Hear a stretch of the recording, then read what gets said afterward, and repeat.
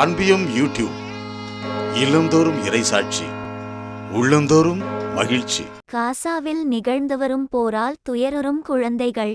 உடனடி மனிதாபிமான போர் நிறுத்தத்தை அமல்படுத்தவும், கடத்தப்பட்ட மற்றும் தடுத்து வைக்கப்பட்டுள்ள அனைத்து குழந்தைகளையும் பாதுகாப்பாக விடுவிக்கவும் அழைப்பு விடுகிறேன். Catherine Russell. போரால் சூழப்பட்டுள்ள காசா பகுதியில் உள்ள 10 இலட்சம் குழந்தைகள் தஞ்சம் அடைவதற்கு எங்கும் பாதுகாப்பான இடம் இல்லை என்றும், காசாவில் 4600க்கும் மேற்பட்ட குழந்தைகள் கொல்லப்பட்டுள்ளதுடன் 9000 பேர் காயமடைந்துள்ளனர் என்றும் தனது வேதனையை வெளிப்படுத்தியுள்ளது யுனிசெஃப் நிறுவனம்.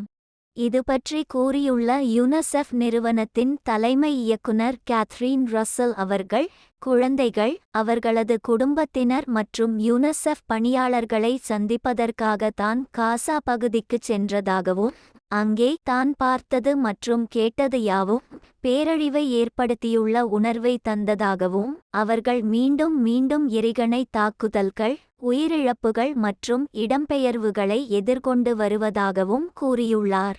மோதலில் ஈடுபட்டுள்ள தரப்பினர் கொலைகள், உடல் உறுப்புகளை சிதைத்தல், கடத்தல், பள்ளிகள் மற்றும் மருத்துவமனைகள் மீதான தாக்குதல்கள் மற்றும் மனிதாபிமான உதவிகளை மறுத்தல் உட்பட குழந்தைகளுக்கு எதிராக கடுமையான மனித உரிமை மீறல்களை செய்கின்றனர் என்றும், இவை அனைத்தையும் யுனிசெஃப் நிறுவனம் கண்டிக்கிறது என்றும் குறிப்பிட்டுள்ளார் ரசல்.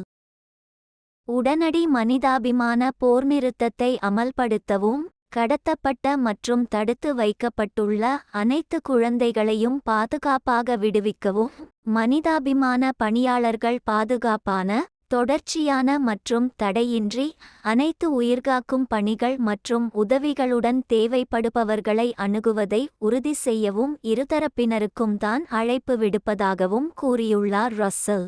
குழந்தைகளின் பாதுகாப்பிற்காக தன்னால் முடிந்த அனைத்தையும் செய்யவே தான் இங்கு இருப்பதாகவும், அனைத்துலக மனிதாபிமான சட்டத்தின்படி குழந்தைகள் பாதுகாக்கப்படுவதையும் பராமரிக்கப்படுவதையும் உறுதி செய்யுமாறு அனைத்து தரப்பினரையும் மீண்டும் ஒருமுறை தான் வலியுறுத்தி கேட்டுக் கொள்வதாகவும் கூறியுள்ள ரசல் அவர்கள், மோதலில் ஈடுபடும் தரப்பினரால் மட்டுமே இந்த பயங்கரவாத செயல்களை முடிவுக்கு கொண்டுவர முடியும் என்று தான் நம்புவதாகவும் தெரிவித்துள்ளார்.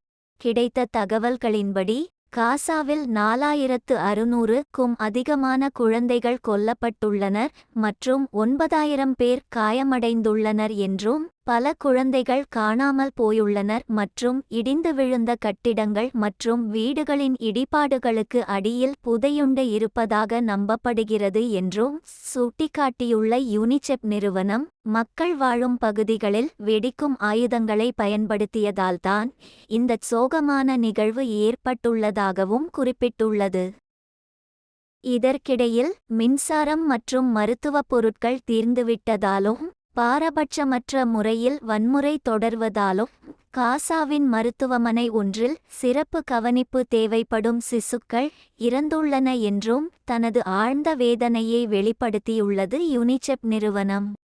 இந்த அன்பியம் யூடியூப் சேனலை நீங்கள் ஷேர் பண்ணுங்க, சப்ஸ்கிரைப் பண்ணுங்க, லைக் பண்ணுங்க.